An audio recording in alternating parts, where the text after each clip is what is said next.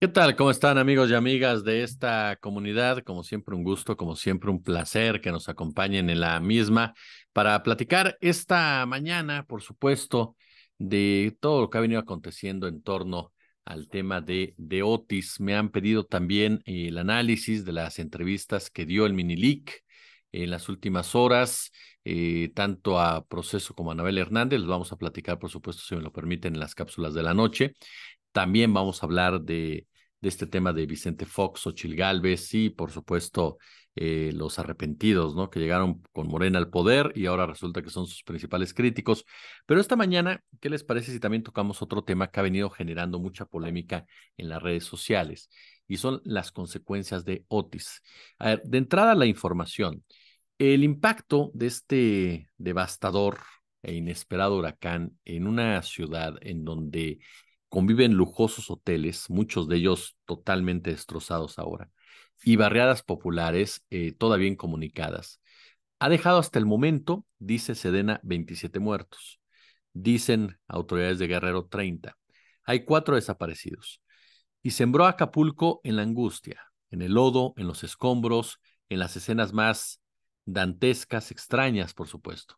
Eh, Operarios que no sabían cómo restablecer la electricidad con los postes de luz bajo metros de barro y agua, personas caminando entre tiendas arrasadas con pollos en las manos, por ejemplo, o con una silla de oficina cargada de adornos de Navidad y papel higiénico, turistas que están sentados junto a sus maletas sin saber a dónde ir ni qué comer, ¿no? Cerca de hoteles en donde el huracán pues simplemente arrancó de cuajo ventanas y paredes.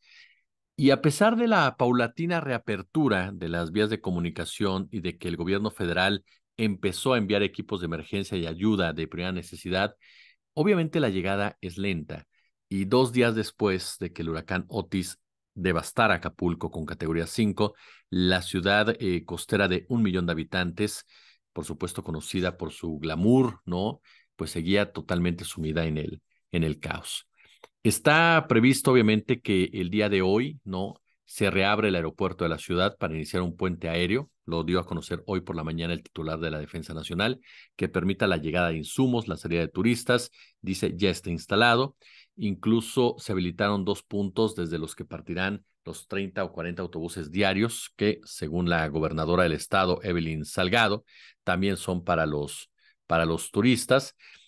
Y diversos reporteros y reporteras que vaya que han logrado consignar lo que está sucediendo, eh, pudieron apreciar, por supuesto, eh, qué, qué piensa la gente en este momento. La gente, por supuesto, ya está desesperada y me parece que no hay poder humano que pueda cuestionar eso, porque la gente lo perdió todo y tiene todo el derecho a estar desesperada y tiene todo el derecho a exigir ayuda inmediata y tiene todo el derecho, por supuesto, a cuestionar a quien quiera y tenga que cuestionar, porque solamente experimentando una situación como la que ellos están viviendo en este momento, podríamos comprenderlos a cabalidad. Hubo gente que se lanzó literal caminando, caminando, buscando, por supuesto, una forma de salir precisamente de Acapulco. Y la tarea de reconstrucción, pues parece inabarcable y la frustración con las autoridades era totalmente generalizada, aunque obviamente, pues enviaron, insisto, más de 10,000 militares a la zona, pues de entrada no contaban con las herramientas para limpiar estas toneladas de lodo, los árboles caídos de las calles, ¿no? Del medio millón de usuarios afectados por el enorme apagón provocado por Otis, la mitad seguían sin luz, esto ayer por la noche, según la propia Comisión Federal de Electricidad. Además, el sistema de aguas de la ciudad colapsó y la gasolina escaseaba, aunque el gobierno aseguró que había reservas para 18 días y que en breve llegará un barco con más combustible. Otros buques que podrían servir como hospitales se acercaban también a Acapulco. El punto son las zonas más pobres, en donde los vecinos pues dicen, nadie nos hace caso, nadie nos está haciendo caso. En Coyuca nos dicen, nadie nos está pelando, en pocas palabras. Hemos sido nosotros los que hemos levantado imágenes, limpiado el lodo, hemos tratado nosotros, por supuesto, de salir adelante. No, no encontramos, por ejemplo, a una niña, no, eso es un hecho. Entonces, hay voces, por supuesto, de personas que dicen, es que parece que nadie está interesado en poner orden. E insisto, Todos aquellos que padecieron esta situación tienen todo el derecho a expresar lo que quieran y dar este tipo de sentir, porque imagínese vivir una experiencia así y quedarte sin nada, estar disfrutando de un viaje y de repente sentir ese impacto, voltear hacia todos lados y ver todo destruido, absolutamente todo destruido. Ese es el primer escenario que comparto con ustedes y que nos lleva a un tema que está generando polémica, por supuesto, un tema que ha venido a poner sobre la mesa de nuevo qué tipo de visión tenemos sobre ciertos aspectos. Y me refiero al de los saqueos. Si ustedes ven un pequeño brinco en la grabación, es que me detuve para atender una llamada. El de los saqueos. Pusimos en nuestro canal de YouTube una encuesta en donde no cree usted que su servidor se sacó de la manga las preguntas. No. Son expresiones que nos han hecho llegar en las últimas horas las personas. Ojo, desde aquí, desde la Ciudad de México. Desde aquellos que dicen, tienen toda la razón, están desesperados y no tienen absolutamente nada, hasta el que comenta, perdón, pero ¿por qué se están llevando a refrigeradores, televisores, taladros, ¿no? Por supuesto, las voces que también indican tienes que estar ahí para entenderlo. Otros más que dicen, está bien que saqueen las tiendas de conveniencia, ni modo, así es esto, pero ¿por qué saquean departamentos y casas? A mí en lo personal, le voy a ser honesto en algo. Yo sí me inclino por esta idea de que uno tiene que estar ahí para entender la necesidad y desesperación de una persona y cómo reaccionas cuando volteas y te das cuenta que te quedaste sin salas, que te quedaste sin comedor, que te quedaste sin refrigerador, que te quedaste sin microondas, que te quedaste sin camas, que te quedaste sin nada. En el mejor de los casos, en un cierto estrato social. En el otro, que tu casa esté totalmente enlodada, que todo lo que tenías se echó a perder, que no encuentres a tus familiares, que nadie te haga caso porque estás jodido, jodida. Ajá. Perdón, yo sí justifico que alguien vaya y saque. Yo sí justifico que vayas y desesperado agarras lo que tengas que agarrar. Así de sencillo. Por supuesto que hay abusos, claro que hay abusos, claro que hay gente que se pasa de viva, por supuesto, pero no son la mayoría. La mayoría es gente que hoy no tiene nada y que por lo mismo tiene que ver la manera en cómo va a tener algo. ¿Por qué? Porque nadie le está dando nada en este momento. Entonces yo sí me trato de poner en esos zapatos y digo, ¿qué haría Jesús en ese marco, su servidor? ¿Qué haría Jesús Escobar? Yo sí iría a saquear literalmente, y se lo digo de manera muy honesta, si volteo como estas personas que han entrevistado a mis compañeros y compañeras allá en Acapulco y toda la periferia, y no tienen ya nada que comer, no tienen ropa, no tienen medicina, no tienen nada. Vuelvo a lo mismo, habrá gente que me diga, sí, pero ¿por qué te está llevando electrodomésticos? Pues también se necesitan para tu casa, maestro. Otra cosa es que quieras hacer negocio, eso, y vuelvo, sí hay, claro que hay. Coincido con aquellas voces que dicen, ¿por qué están saqueando casas? Me parece que eso es muy correcto, porque sí también debes de tener un cierto límite en tu humanidad, y es ahí donde efectivamente te quedas pensando el rencor social, el resentimiento social. A final de cuentas, Acapulco, y se los decía al principio, es un lugar en donde convive lo más lujoso, como es la zona diamante, hasta lo más fregado, ajá, como es toda esta zona de la periferia.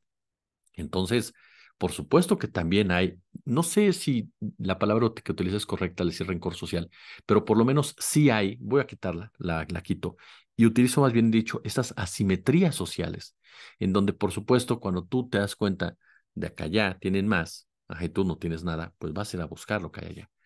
Insisto, puede parecer que estamos justificando actos vandálicos.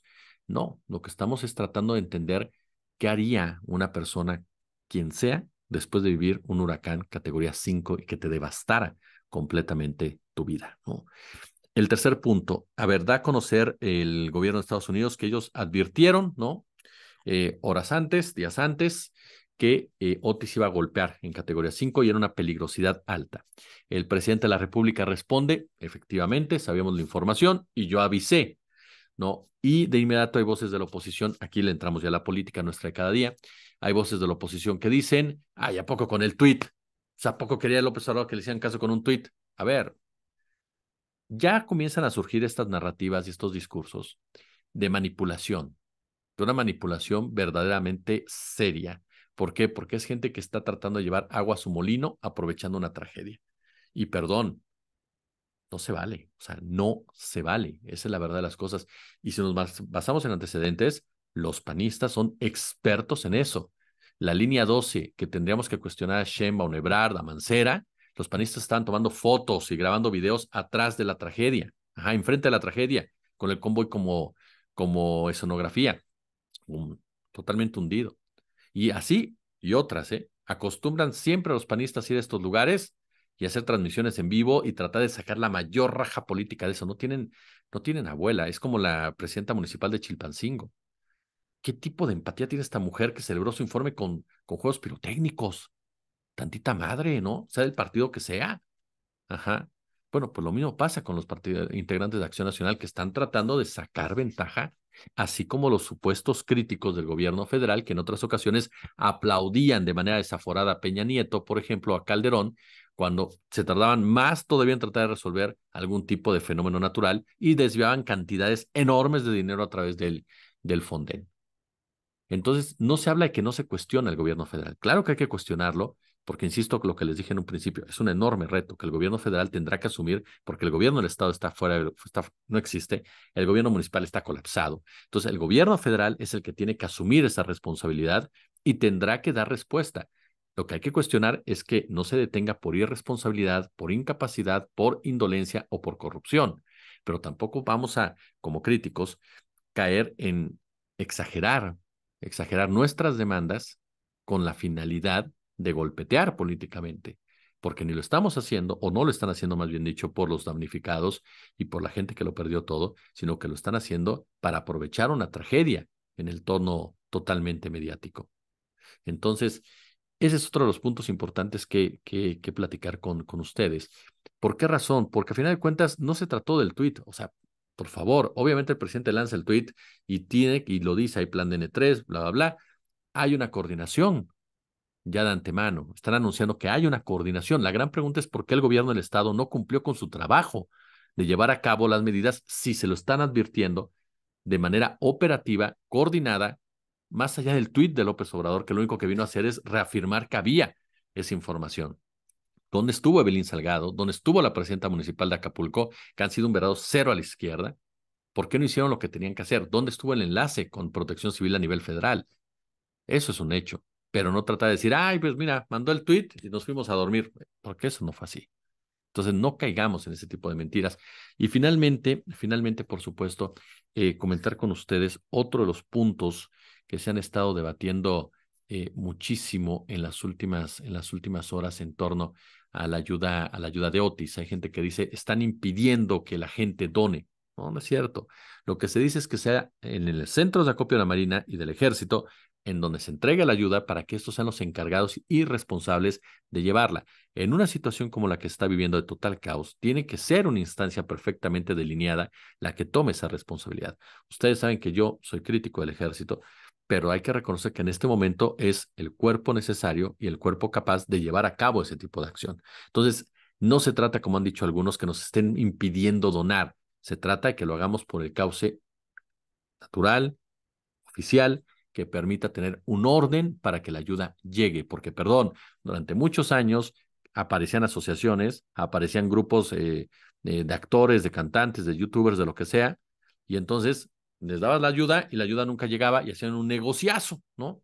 Entonces, si a ti te molesta que te digan que lleves tu ayuda con el Ejército de la Marina, perdón, lo que quieres es hacer negocio o colgarte la medallita. ¿Ustedes qué opinan? Quédense con nosotros, como siempre, un gusto, como siempre, un placer.